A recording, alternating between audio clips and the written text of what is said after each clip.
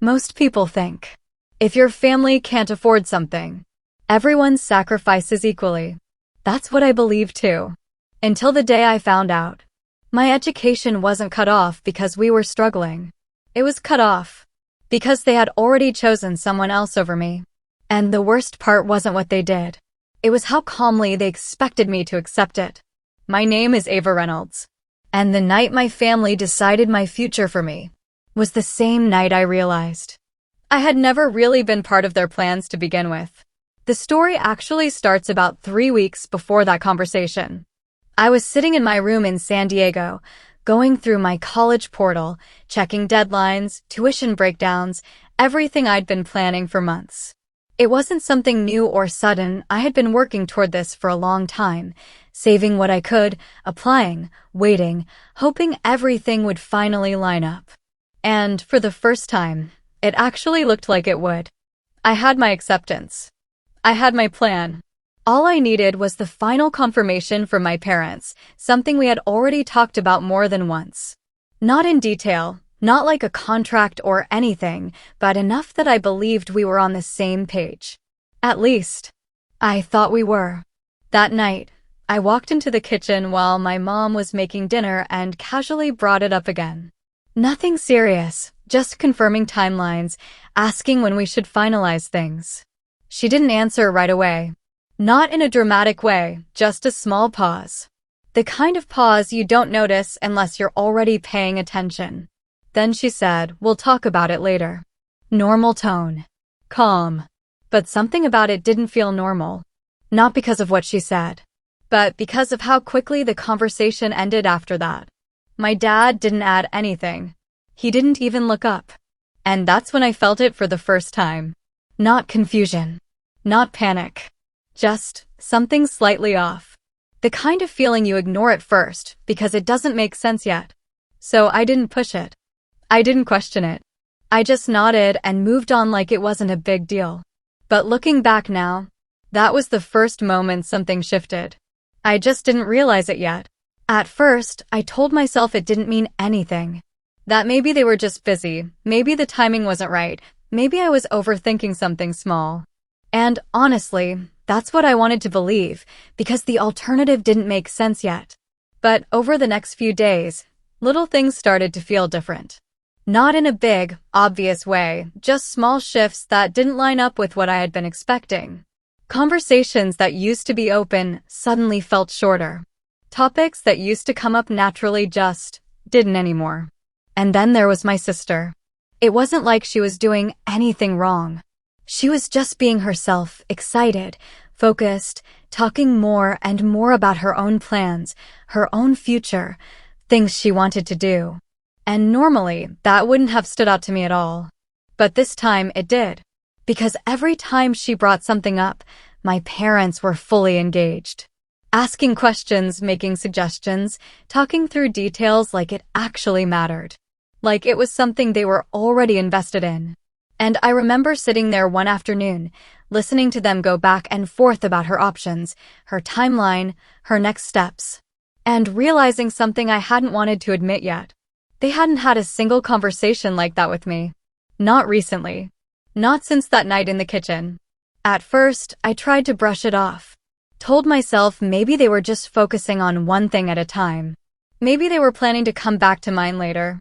But the more I paid attention, the harder that explanation became to believe. Because it wasn't just that they were helping her more. It was the way they talked about it. Like her plans were already moving forward. And mine were just waiting. That's when the thought crossed my mind for the first time. Not fully formed. Not something I was ready to accept yet. Just a quiet question that didn't go away. What if they already decided? I didn't say it out loud. I didn't ask them. Because deep down, I already knew something important. If I asked too early, I'd get an answer that sounded reasonable. Something that would make me stop questioning it, without actually telling me the truth. So instead, I did the same thing I had done before. I stayed quiet. But this time, it wasn't because I thought nothing was wrong. It was because I was starting to realize something was. A couple of nights later, I wasn't even trying to listen. I had gone to get water, that's it. Nothing dramatic, nothing planned. Just one of those normal, quiet moments where the house is half asleep and everything feels still. I remember slowing down when I got near the kitchen, not because I heard something clear, but because I heard just enough to know a conversation was already happening. Low voices. Not arguing. Just deliberate. I would have walked in like normal. I almost did. But then I heard my name. And something about the way it was said made me stop. Not in a scared way, just instinctively. Like my brain caught something before I fully understood it. So I stayed where I was. Just out of sight, not trying to make noise, not trying to get closer. At first, I couldn't catch full sentences. Just pieces. It's too much right now. We can't do both. We have to be realistic. That's all I heard at first. And even then, I could have still told myself it meant nothing. That they were talking about something else, something unrelated. But then my mom said it clearly. If we do this for her, we won't be able to support Ava. There it was. No confusion. No guessing. Just clear. I didn't move. And she'll understand, my dad said, like it was already decided. She's always been the reasonable one. That part hit harder than anything else. Not because it was loud or harsh, but because it was certain. Like they weren't worried about my reaction at all. Like this wasn't a risk to them, it was an expectation. My mom hesitated for a second, then said something that made everything fall into place. We'll tell her after we finalize everything. There's no point stressing her out now. Finalize. Not discuss. Not consider. Finalize. That was the moment everything shifted. Because now it wasn't just a feeling or a suspicion anymore. It was a decision. Already made. And I wasn't part of it. I stepped back quietly, the same way I had stopped in the first place, and went back to my room like nothing had happened. I didn't confront them. I didn't even react. Because in that moment, I understood something I hadn't fully realized before. This wasn't a conversation I had missed. It was one I was never supposed to be part of. And if I wanted to understand the full picture, I couldn't let them know I had just heard everything. So I stayed quiet. But this time, it wasn't confusion anymore. It was clarity. I didn't sleep much that night. Not because I was panicking, but because my mind wouldn't stop replaying what I had heard. It wasn't loud or dramatic in my head. It was calm. Too calm. And somehow that made it worse, because there was no confusion left to hide behind. They had already decided. Not maybe. Not we'll see. Decided. And the part that kept coming back to me wasn't even the decision itself. It was the way they talked about it, like I'd understand, like I'd just accept it, like this was something they could finish first and explain later. I kept thinking about all the conversations we'd had before this. All the times we talked about college, about plans, about what I wanted to do. None of it felt fake at the time. But now, looking back, it felt incomplete. Like I was always being included just enough to stay calm, not enough to actually be part of the decision. By morning, I wasn't angry the way I expected to be. I wasn't crying, I wasn't overwhelmed. I just felt clear. Because once you understand what's actually happening, you stop waiting for it to make sense emotionally. You start looking at it for what it is. And what it was simple. They had chosen her. Not because I did something wrong. Not because I didn't try hard enough. Just because they decided she mattered more in that moment. That realization didn't break me. It changed how I looked at everything. Because now I knew something important. This wasn't about asking me what I wanted. It was about telling me what was already done. And once I understood that, the question wasn't why did they do it? The question became, what am I going to do before they tell me? I didn't go downstairs right away. I stayed in my room a little longer, thinking it through, not emotionally, but carefully. Because whatever I did next couldn't be reactive. It couldn't be something I said in the moment and then couldn't take back. It had to matter. And more importantly, it had to happen before they realized I already knew. So when I finally walked out of my room that morning, nothing about me had changed on the outside. Same tone, same expression, same routine. I sat at the table, had breakfast, responded when they talked to me, and didn't bring up a single thing about the night before. And that was the moment everything shifted. Not for them. For me. Because now, for the first time, I wasn't waiting for them to decide what happened next. I was. That morning, I didn't rush into anything. If anything, I slowed down on purpose. Because reacting fast would have only put me right back into the role they expected, emotional, confused, asking questions, waiting for answers. And I wasn't going to do that anymore. Instead, I started thinking practically. Not about why they made that decision, not about whether it was fair, but about what it actually meant for me moving forward. Because at the end of the day, whatever they had decided didn't just exist in a conversation, it changed something real. My timeline, my plans, my future. And once you look at it that way, it stops being emotional and starts being strategic. I went back to everything I had already prepared: applications, deadlines, options I had looked at before but never seriously considered because I didn't think I needed them. This time, I looked at all of it differently. Not as backups, but as real possibilities. At first, it felt strange. Almost like I was stepping outside the version of my life I had already planned. But the more I looked into it, the clearer it became that I wasn't as stuck as I thought I was. I didn't need everything to stay the same. I just needed a way forward. Over the next couple of hours, I started putting things together quietly. I checked alternative programs, different timelines, options that didn't depend on them being involved. Some of it wasn't ideal, some of it required adjusting things I hadn't planned to adjust, but it worked, and that was enough. Because for the first time since I overheard that conversation, I wasn't just reacting to what they were doing. I was building something separate from it. I didn't tell anyone. Not my parents. Not my sister. Because the moment I said anything, the dynamic would shift again. They'd either try to explain, or worse, try to fix it just enough to keep control of the situation. And I didn't want that. I wanted a clean decision. One that came from me. So I kept everything the same on the surface. I sat with them, talked normally, responded the way I always did. If anything, I made sure nothing about me suggested I was thinking about anything different. And that's what gave me the space to finish what I had started. By the end of the day, I had something real. Not perfect, not exactly what I originally planned, but something that was mine. Something that didn't depend on a decision they had already made without me. And that changed everything. Because now, I wasn't waiting to hear what they were going to tell me. I already knew what I was going to do when they did. By that night, I wasn't going back and forth in my head anymore. The moment of doubt was over. I had already seen enough, heard enough, and more importantly, I had already built something for myself that didn't depend on their decision. So it wasn't really a question anymore. It was a choice. And I had already made it. I remember sitting on the edge of my bed, looking at everything I had put together that day. It wasn't perfect.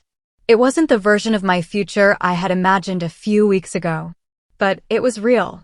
It was something I could move forward with, without waiting for anyone else to approve it. And that mattered more than anything. Because once you realize someone else is willing to decide your future without you, you stop waiting for permission. You just move. That's when I started thinking about timing. Not emotionally, not in a reactive way, just practically. I knew they were going to tell me soon. The way they talked about finalizing everything made that clear. It wasn't something they were going to keep hidden forever. But I also knew something else. By the time they told me, it would already be done. And I wasn't going to sit there and hear it like it was new information. So I decided I wasn't going to wait for that moment. I was going to move before it happened. Not to prove a point. Not to create drama. Just to make sure that when they finally said it out loud, it didn't change anything for me anymore. I didn't pack everything. I didn't make it obvious. I just prepared what I needed: documents, essentials, the things that actually mattered for the next step I had already planned. Everything was quiet, controlled, and intentional. Because this wasn't about running away. It was about leaving on my own terms. And once the decision settled in, there was no hesitation left. No second guessing. Just clarity. Because for the first time in all of this, I wasn't reacting to what they were doing. I was moving ahead of it. And the next morning, I was gone. I didn't leave in a rush. There was no big scene, no slammed doors, no last-minute argument that pushed me out. It was quiet, deliberate. I left early, before anyone was fully awake, because I didn't want the moment to turn into something emotional that would pull me back into the same dynamic I had just stepped out of. By the time they realized I was gone, I was already where I needed to be. I didn't check my phone right away. I already knew what I'd see. Missed calls, messages, questions that weren't really questions, they were reactions. Not to what they had done, but to the fact that I had moved before they could explain it their way. When I finally looked, it was exactly that. My mom had called 3 times. My dad had sent a short message. Where are you? Not, are you okay? Not, did something happen? Just, where are you? Like the problem wasn't what led up to this. It was the fact that I had stepped out of it. I didn't answer right away. Not because I was trying to ignore them, but because I knew once I responded, everything would shift into a conversation they'd try to control again. Explanations, justifications, maybe even guilt, whatever it took to bring me back into their version of the situation. And I wasn't going to let that happen. So I waited. Not long. Just enough to make sure I was thinking clearly, not reacting to anything. Then I called back. My mom answered immediately. Ava, where are you? Why did you leave like that? Her voice wasn't angry. It was controlled. Concerned, but also confused, like this wasn't something she had expected at all. I didn't raise my voice. I didn't rush my words. I heard you, I said. That was it.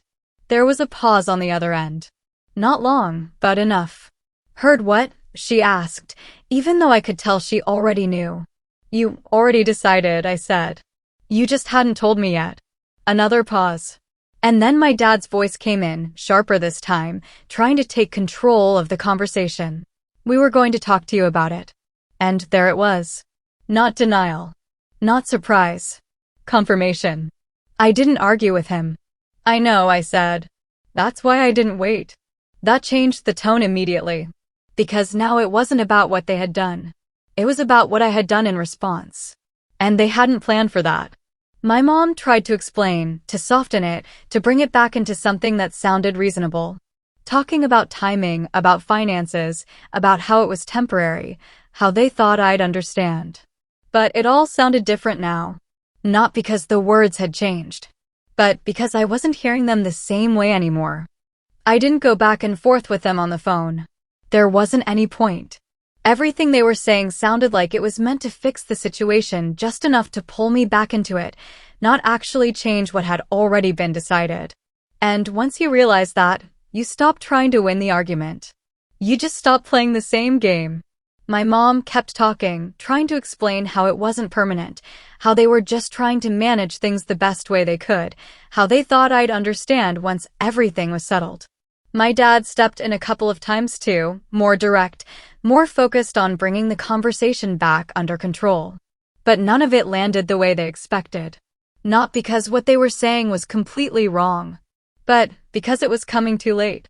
If they had talked to me before deciding, maybe it would have been a conversation. Maybe I would have listened differently. But hearing it now, after everything had already been set in motion, it didn't feel like an explanation. It felt like something they were saying to make themselves more comfortable with what they had already done. And that was the difference. I wasn't trying to make them understand me. I had already understood them.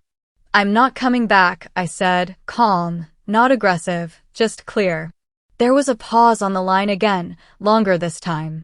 Ava, don't do this, my mom said. Not angry, just trying to slow everything down, like if she said the right thing, it could still shift back. I'm not doing anything, I replied. I'm just not waiting anymore. That's when it really changed. Because up until that point, they still thought this was temporary. That I'd cool down, come back, and we'd talk it through the way they expected. But now, they realized I wasn't reacting. I had already decided. And once that clicked, the conversation lost its structure. The explanations didn't have the same weight, the tone shifted, and for the first time, they didn't sound like they were in control of it anymore. I didn't hang up suddenly. I didn't end it in a dramatic way. I just let the conversation reach a point where there was nothing new left to say. Because there wasn't. Everything important had already been decided by them, and then by me. And once I ended that call, I didn't feel overwhelmed. I didn't feel uncertain. I just felt steady. Because for the first time in all of this, the direction I was moving in didn't depend on what they chose. It depended on what I had already done. After that call, everything went quiet. Not in a dramatic way, not like something had exploded and left silence behind it. Just quiet in a way that felt different. I didn't check my phone again right away. I didn't sit there waiting for another message or another call. Because for the first time since all of this started, I wasn't waiting for anything from them anymore. I had already moved. And that changed how everything felt. Over the next few days, things started settling into place. Not perfectly, not the way I originally imagined my life would look, but in a way that was real and mine. I focused on what I had already started, the plan I built for myself before I left, and slowly, it stopped feeling like a backup plan and started feeling like the actual path forward. My parents did reach out again. Messages, calls, attempts to talk.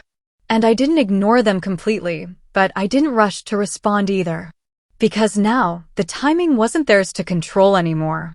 And that was the difference. Looking back at everything, the hardest part wasn't leaving.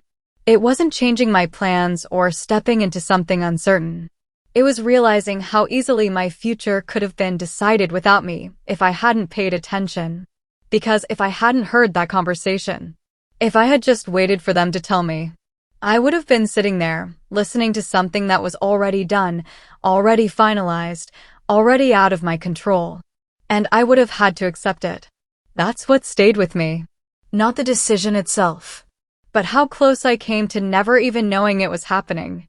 Because sometimes, it's not what people say to you that matters most. It's what they decide, before they ever say anything at all. And once you see that clearly, you stop waiting for permission to move your own life forward. You just move. So if you were in that position, knowing your future had already been decided without you, would you have stayed? Or would you have left before they even got the chance to tell you? Please, subscribe.